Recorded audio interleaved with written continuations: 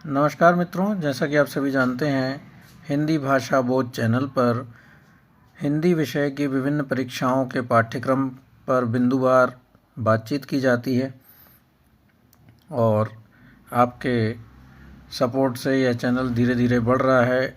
इसे ऐसे ही अपना स्नेह देते रहें और अगर हम लोगों का कार्य अच्छा लग रहा है तो आप इसे और आगे बढ़ाएं, अपने जो सह विद्यार्थी हैं उनके साथ साझा करें और इसे बढ़ाते रहें। खड़ी बोली आंदोलन और फोर्ट विलियम कॉलेज, जो कि यूजीसी नेट की इकाई 4 में 2 बिंदु हैं, मुख्य बिंदु हैं, उनके बारे में आज हम पढ़ेंगे। तो बिना समय व्यर्थ किए पढ़ना प्रारंभ करते हैं। खड़ी बोली आंदोलन के संदर्भ में विशेष तथ्य कौन कौन से थे? खड़ी बोली पश्चिमी हिंदी के अंतर्गत आती है। जो मेरठ और यूपी और दिल्ली के क्षेत्र हैं वहाँ पर खड़ी बोली हरियाणा के आसपास बोली जाती है, वही पश्चिमी क्षेत्र कहलाता है। 19वीं शताब्दी के पहले ही खड़ी बोली की रचनाएं मिलना शुरू हो जाती हैं। इसके बाद फोर्ट विलियम कॉलेज ने इसमें अपनी महत्वपूर्ण भूमिका निभाई है। 19वीं शताब्दी से मुख्य रूप से खड़ी बोली चर्चा में आई थी, लेकिन उससे पहले भी रचनाएं मिलती हैं, जिसमें अभी हम पढ़ेंगे कौन कौन सी रचनाएं 19वीं शती से पहले लिखी गई थी। 1908 में लल्लू लाल द्वारा लिखी गई प्रेम रचना प्रेम सागर और सदल मिश्र की रचना चंद्रावली या नासिक केतोपाख्यान खड़ी बोली की पहली रचना मानी जाती हैं, जो फोर्ट विलियम कॉलेज में लिखी गई। अब आप सोच रहे होंगे कि 1908 क्यों है। ये एक लिखा है उसके पीडीएफ में।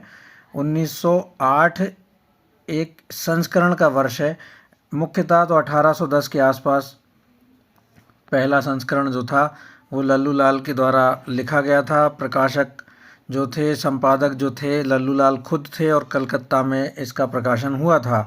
तो याद रखिएगा 1810 ईस्वी में इसे लिखा गया था। इसके विभिन्न संस्करण आ चुके हैं। जहाँ भी आप जी मुख्य रूप से इस वर्ष को आप याद रखिएगा। खड़ी बोली के आरंभिक गद्यकार कवि गंग थे, जिनका मूल नाम गंगाधर भट्ट था। ये अकबर के दरबार के राज दरबारी कवि थे। इनका समय माना जाता है 1538 से 1623। इनकी प्रमुख रचनाएं हैं चंद छंद वर्णन की महिमा, जो कि नाटक है, एक खड़ी बोली गद्य की पहली रचना है। कवि गंग की अन्य रचनाएं हैं गंग पदावली, गंग पच्चीसी, गंग रत्नावली। गंग कवित्व दिग्विजय भूषण, इस रचना में बीरबल और रहीमदास की दानशीलता का वर्णन है। गंग कवि ने रहीम की दानशीलता के बारे में रहीमदास जी से कहा था कि सीखे कहा नवाब जू, ऐसी देनी देन, ज्यों ज्यों कर ऊंचो कियो, त्यों तो नीचे नैन। ये रहीम जी से बोलते हैं कि आप नवाब जो हैं, आपने ये कैसे कहाँ से सीखी है ऐसी देना, जो ऐसा दान देना सीखा है, आपने कहाँ से सीखा है? आपके सामने हम जो जो हाथ फैला रहे हैं वैसे वैसे हमारी नैन आँखें नीचे हो रही हैं। तो इसके प्रति उत्तर में रहीमदास जी ने कहा था। रहीमदास जी भी आप जानते ही हैं कि कितने महत्वपूर्ण रचनाकार रहे हैं हिंदी साहित्य में। देनहार को और है, देत रहत दिन रैन, लोग भरम हम पर करें तासो नीचे नैन। देने वाला तो कोई और ही है और वही देता रहता है दिन रात। लोग हम पे हमारे नाम से, हमारे हाथों से देते हुए देखने पर भ्रम करते हैं कि ये हम दे रहे हैं, जबकि देने वाला कोई और है, इसलिए नीचे नैन है। भिखारी दास ने गंग कवि की प्रशंसा करते हुए लिखा है तुलसी गंग दुओ भये, सो कविन के सरदार। भाषा इनके काव्य में मिलती विविध प्रकार। खड़ी बोली संदर्भ में आलोचकों के मत क्या थे, वे भी हम पढ़ लेते हैं। आचार्य हजारी प्रसाद द्विवेदी के अनुसार इस रचना, जो कि चंद छंद वर्णन की महिमा है, में भाषा में कसावट नहीं होते हुए भी खड़ी बोली गद्य के आरंभिक नमूने अवश्य प्राप्त होते हैं। आचार्य रामचंद्र शुक्ल के अनुसार चंद छंद वर्णन की महिमा खड़ी बोली गद्य की प्रथम रचना सिद्ध होती है। इसकी भाषा प्रचलित तत्सम शब्दावली से युक्त है। आप याद रखिएगा रामचंद्र शुक्ल के कथन को और हजारी प्रसाद द्विवेदी के कथन को। राम प्रसाद निरंजनी भी खड़ी बोली गद्य के रचनाकार थे। प्रारंभिक लेखकों में माने जाते हैं। ये पटियाला दरबार के कथावाचक रहे हैं। पटियाला रियासत की महारानी देसो, जिनका मुख्य नाम देसो कौर था, को सुनाने के लिए एकमात्र रचना इन्होंने भाषा योग वशिष्ठ 1941, ये भी एक संस्करण का ही नाम है, रचा है। यह परिमार्जित खड़ी बोली गद्य की प्रथम रचना है। इसका मुख्य जो है 1741 में प्रकाशित हुआ था। ये याद रखिएगा, ये मत याद रखिएगा 1941, 1741 ईस्वी में इसे लिखा गया था। हजारी प्रसाद द्विवेदी के अनुसार इसमें पूर्णतया तत्सम शब्दों का प्रयोग है।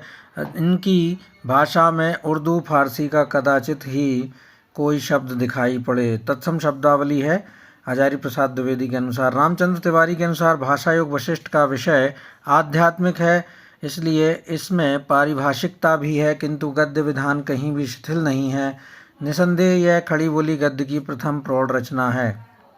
रामचंद्र शुक्ल के अनुसार परिमार्जित खड़ी बोली गद्य की प्रथम रचना भाषा योग वशिष्ठ ही है। अब ये जो यहाँ पर उन्होंने कहा था प्रथम रचना सिद्ध होती है, लेकिन परिमार्जित खड़ी बोली जो है वो भाषा योग वशिष्ठ को माना है रामचंद्र शुक्ल ने, जो कि राम प्रसाद निरंजनी की रचना है।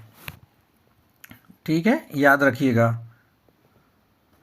और इसके आगे पढ़ते हैं। खड़ी बोली हिंदी को किसने क्या कहा है? लल्लू लाल खड़ी बोली के प्रथम प्रयोक्ता थे। चंद्रधर शर्मा गुलेरी मलेच्छ भाषा कहते हैं खड़ी बोली को। राहुल सांकृत्यायन और भोलानाथ तिवारी इसे कौरवी भाषा कहते हैं। जॉन गिलक्राइस्ट टकसाली भाषा कहते हैं। ग्रियर्सन और गिलक्राइस्ट वर्नाक्यूलर हिंदुस्तानी कहते हैं। सुनीति कुमार चैटर्जी जनपदीय भाषा कहते हैं। ग्रियर्सन इसे गवारू भाषा कहते हैं। विश्वनाथ प्रसाद मिश्र फेंकी हुई अर्थात पड़ी हुई भाषा कहते हैं। दयानंद सरस्वती आर्य भाषा कहते हैं।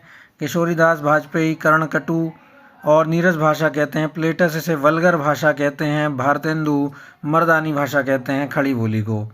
क्योंकि आप देखते होंगे, ये मर्दानी भाषा कहने का अर्थ ये है कि आप देखते होंगे जो भी मेरठ के लोग हैं वो उनका जो बोलने का तरीका बिल्कुल ठेठ है, वो बिल्कुल खड़े बोलते हैं। उनकी भाषा इसी प्रकार से है कि मर्दानी भाषा कहा जा सकता है उसे। खड़ी बोली के संदर्भ में आलोचकों के महत्वपूर्ण कथन किस प्रकार से कहे गए हैं? शिवदान सिंह चौहान के अनुसार हमारी दृष्टि में हिंदी साहित्य के इतिहास में केवल खड़ी बोली में रचित हिंदी साहित्य ही परिणत होना चाहिए। हिंदी साहित्य के 80 वर्ष जो कि शिवदान सिंह चौहान ने लिखा था, इस बहाने हमने ये भी पढ़ लिया कि शिवदान सिंह चौहान का जो ग्रंथ है वो हिंदी साहित्य के 80 वर्ष है। उन्होंने क्या कहा था? हमारी दृष्टि में हिंदी साहित्य के इतिहास में केवल खड़ी बोली में रचित हिंदी साहित्य ही परिणत होनी चाहिए। आचार्य महावीर प्रसाद द्विवेदी के अनुसार क्या कहा गया था उनके द्वारा? बोलचाल की भाषा खड़ी बोली की निंदा करना या उसके पुरस्कर्ताओं को लंगूर इत्यादि बनाकर ब्रजभाषा अपना गौरव नहीं बढ़ा सकती। उस समय कुछ लोग ऐसे थे जो बोलचाल की भाषा और जो खड़ी बोली है उसका विरोध कर रहे थे। आगे हम पढ़ेंगे कि किन किन लोगों ने विरोध किया था, किन किन लोगों ने समर्थन किया था। तो आगे हम रामस्वरूप चतुर्वेदी जी का कथन पढ़ते हैं।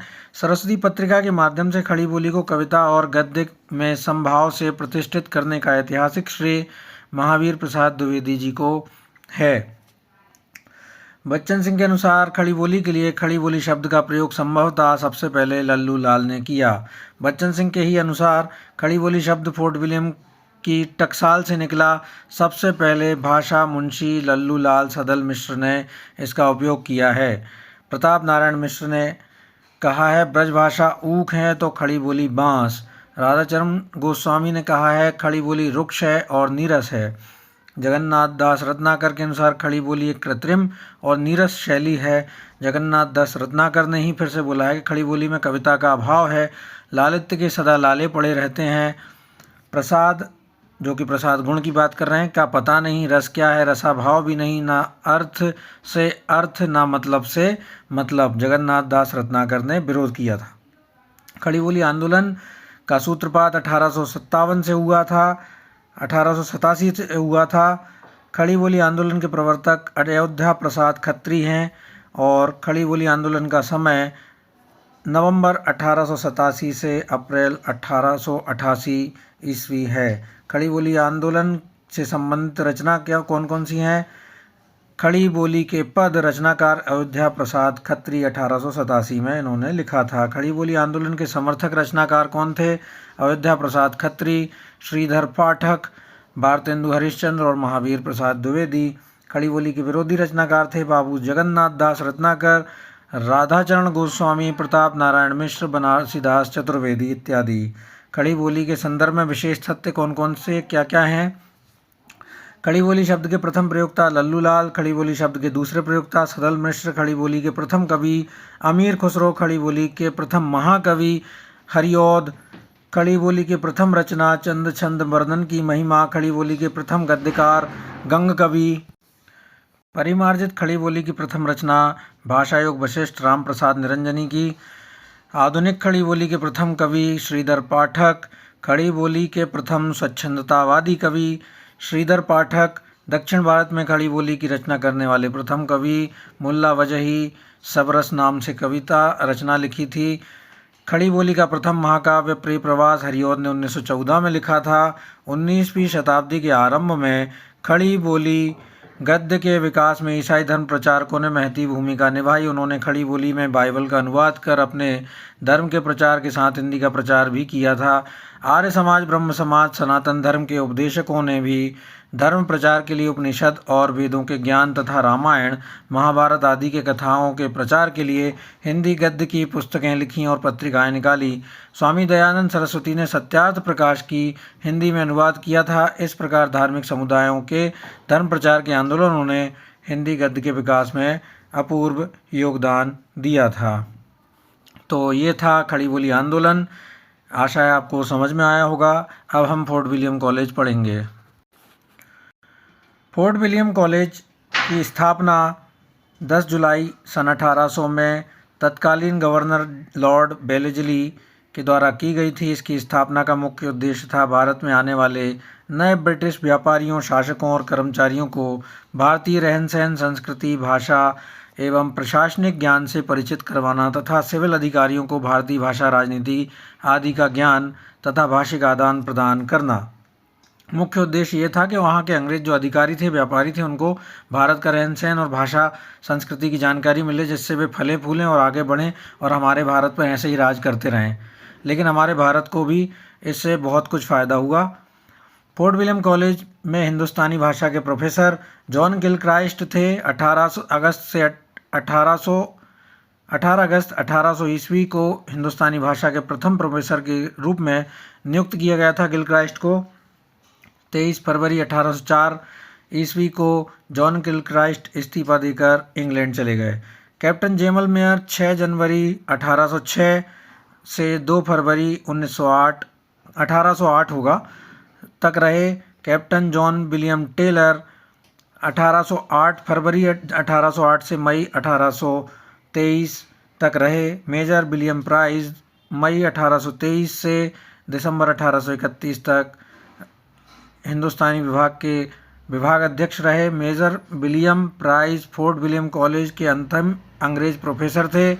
मेजर विलियम प्राइस के बाद हिंदुस्तानी भाषा के प्रोफेसर पद को समाप्त कर दिया गया। 24 फरवरी 1854 में फोर्ट विलियम कॉलेज को बंद कर दिया गया। 1800 से 1854 तक इसका समय था फोर्ट विलियम कॉलेज का। फोर्ट विलियम कॉलेज एवं जॉन गिलक्राइस्ट की क्या क्या देन थी भारत को? भारतीयों में स्वदेशी भाषाओं के प्रति जागरूकता पैदा हुई। उन्होंने इस कॉलेज में हिंदुस्तानी भाषा के प्रोफेसर पद पर रहते हुए निम्नलिखित महत्वपूर्ण कार्य किए। उन्होंने भारतीय विद्वानों से हिंदी और उर्दू में अनेक पुस्तकें तैयार करवाईं। लल्लूलाल के द्वारा प्रेम सागर लिखवाया गया। सदल मिश्र के द्वारा नासिकेतोपाख्यान, सिंहासन बत्तीसी, बेताल पच्चीसी, अभिज्ञान शाकुंतलम आदि रचनाओं का हिंदी अनुवाद भी करवाया गया। हिंदी, उर्दू, हिंदुस्तानी तथा रेख्ता भाषाओं को एक ही माना गया। जॉन गिलक्राइस्ट ने खड़ी बोली में निम्नलिखित 3 शैलियाँ मानी हैं। दरबारी या फारसी शैली, इसमें फारसी शब्दों की प्रधानता रहती थी। हिंदुस्तानी शैली, हिंदी और फारसी मिश्रित शब्द का प्रयोग था। हिंदवी शैली, इसमें तत्सम शब्दों की प्रधानता थी। 3 शैलियाँ मानी थी, दरबारी या फारसी, हिंदुस्तानी और हिंदवी। जॉन गिलक्राइस्ट को हिंदुस्तानी शैली सबसे ज़्यादा पसंद थी, जिसमें हिंदी और फारसी मिश्रित शब्द प्रयोग किए जाते थे। इसी भाषा को महात्मा गांधी ने राष्ट्रभाषा बनाने की वकालत की थी। कौन सी? हिंदुस्तानी भाषा को। हिंदवी को नहीं माना था उन्होंने। हिंदुस्तानी शैली को John Gilchrist the popular of Hindustan कहते थे। कैप्टन विलियम प्राइस ने हिंदी अंग्रेजी शब्दकोश का निर्माण किया। फोर्ट विलियम कॉलेज में हिंदुस्तानी के स्थान पर हिंदी स्थापित करने का श्रेय विलियम प्राइस को है। आप याद रखिएगा, गिलक्राइस्ट के अलावा भी विलियम प्राइस ने काम किया था। हिंदुस्तानी की जगह उन्होंने हिंदी को स्थापित किया था फोर्ट विलियम कॉलेज में। फोर्ट विलियम कॉलेज में हिंदुस्तानी, उर्दू एवं हिंदी का अध्यापन होता था। 3 भाषाओं का अध्यापन होता था, ये याद रखिएगा। फोर्ट विलियम कॉलेज में भारत की लगभग सभी भाषाओं की पुस्तकों का अनुवाद कार्य किया जाता था। 3-4 मुख्य रूप से थीं, गुजराती, मराठी और भी जो हिंदी भाषाएं थी उन्होंने अनुवाद किया था। जॉन गिलक्राइस्ट ने 19 पुस्तकों की रचना की, जिसमें से प्रमुख निम्नलिखित हैं। अ डिक्शनरी इंग्लिश एंड हिंदुस्तानी। इस पुस्तक के 2 भाग हैं। प्रथम भाग 1787, दूसरा भाग 1790। A grammar of the Hindustani language with supplement 1798। The Hindi manual 1802 ईस्वी। डायलॉग्स इंग्लिश एंड हिंदुस्तानी 1820 ईस्वी। कैप्टन जॉन विलियम टेलर का योगदान था। वे भारत भक्त थे। कौन थे जॉन विलियम टेलर? प्रश्न पूछा जा सकता है कि आप गिलक्राइस्ट लगाए होगे, लेकिन आप अब याद रखना कि जो जॉन विलियम टेलर हैं वो सच्चे भारत भक्त थे। इन्होंने संस्कृत और भारतीय भाषाओं को प्रेम किया था, बहुत प्रेम दिया था। इन्होंने कालिदास के अभिज्ञान शाकुंतलम का 1828 में इम्पोर्टेंट ऑफ लव नाम से अंग्रेजी भाषा में अनुवाद करवाया। इंग्लिश एंड हिंदुस्तानी ग्रामर 1822 ईस्वी और अंग्रेजी हिंदी शब्दकोश 1831 ईस्वी में तैयार करवाया। 1822। और फोर्ट विलियम कॉलेज के भाखा मुंशी कौन थे? जो भाका मुंशी पद का जो दावेदार थे, जो इन्होंने काम किया था, वो लल्लू लाल और सदल मिश्र थे। लल्लू लाल भाका मुंशी के पद पर कार्यरत थे। 1763 से 1825 इनका जन्म था। इनका जीवन काल जो था 1763 से 1825 ईस्वी था। लल्लू लाल 1800 ईस्वी से लेकर 1825 ईस्वी तक फोर्ट विलियम कॉलेज के भाका मुंशी पद पर रहे। इन्होंने 1824 ईस्वी में आगरा में संस्कृत प्रेस की स्थापना भी की थी। लल्लू लाल की प्रमुख रचनाएं कौन सी थीं?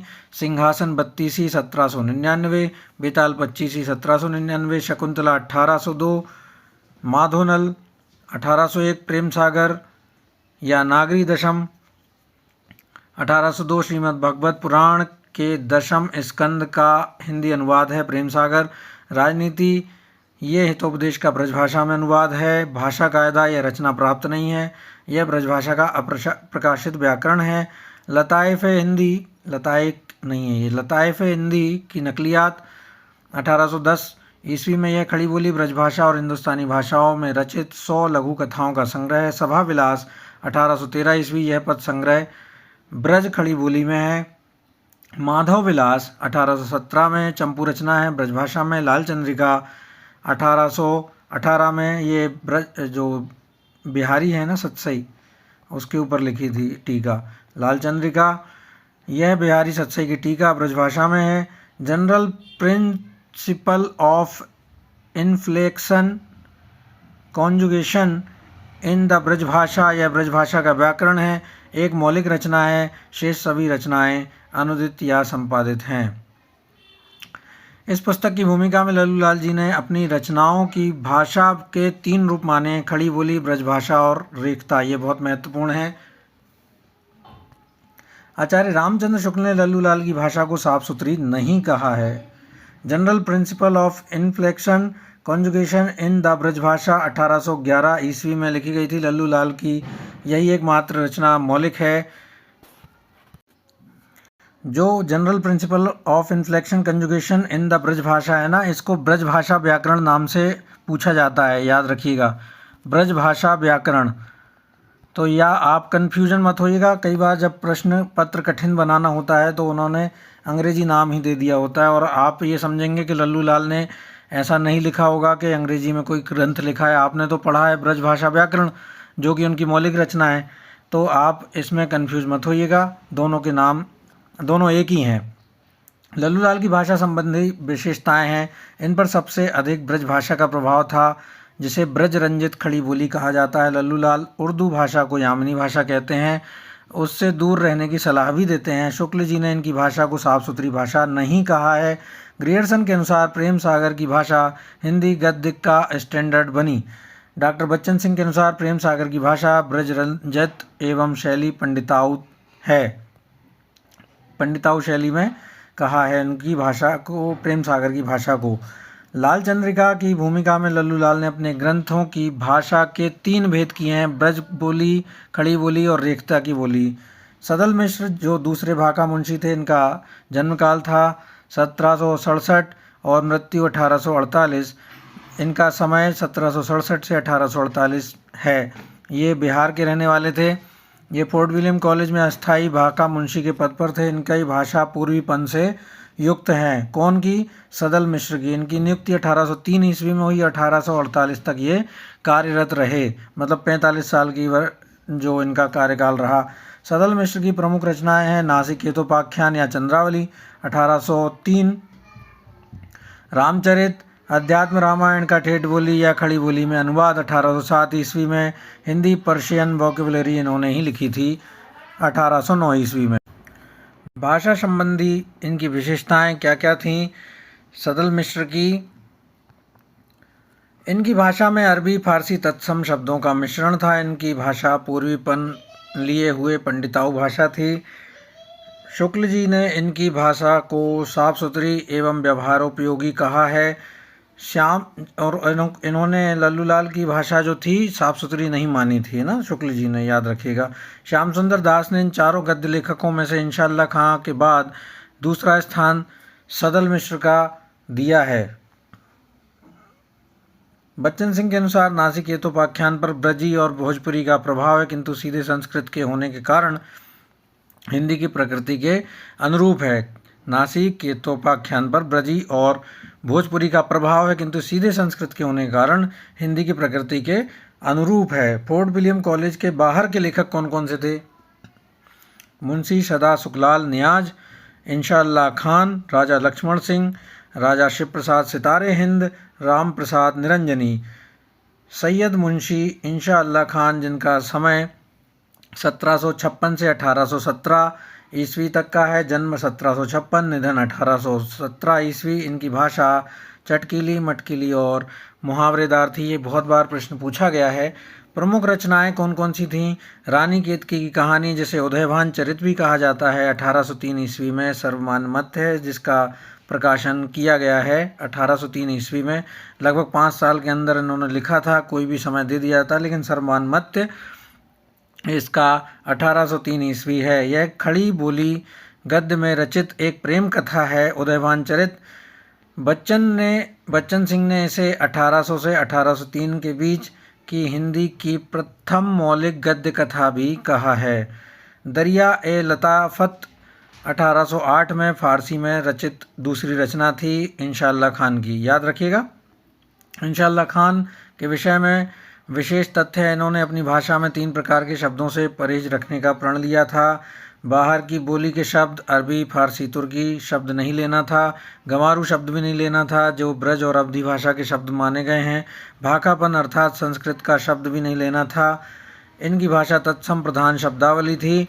इन्होंने हास्य शैली का प्रयोग किया है। अब ये चारों पांचों जो तथ्य हैं, बिंदु हैं, इनको याद रखना ही है, क्योंकि इनमें से ही आता है। बाहर की बोली का शब्द, इनको परहेज रखना था। गंवारू शब्द जो ब्रज भाषा और अवधी के थे, उनसे परहेज रखना था। भाखापन अर्थात संस्कृत के शब्द भी इनको नहीं लेने थे। इनकी तत्सम प्रधान शब्दावली है और हास्य शैली का प्रयोग है। श्याम सुंदर दास के शब्दों में हिंदी के प्रारंभिक गद्य लेखकों में पहला स्थान सदल मिश्र और तीसरा स्थान लल्लू लाल को मिलना चाहिए।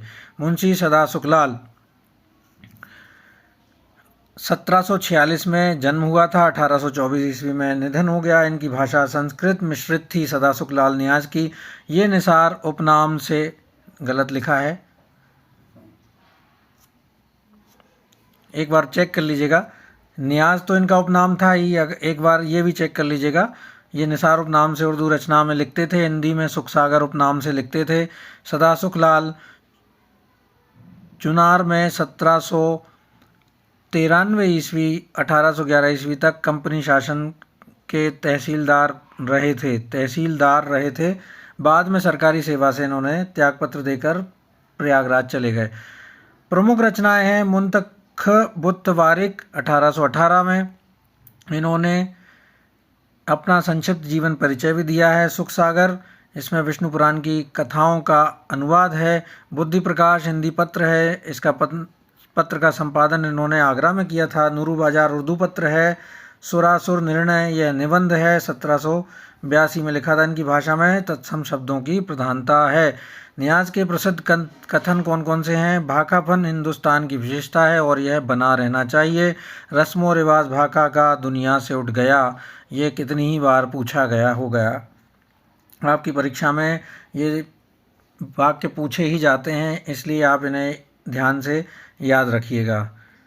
तो मित्रों, ये थे हमारे फोर्ट विलियम कॉलेज के विषय में कुछ बिंदु जो कि तथ्य रूपी बिंदु हैं और आपको इनको याद रखना है।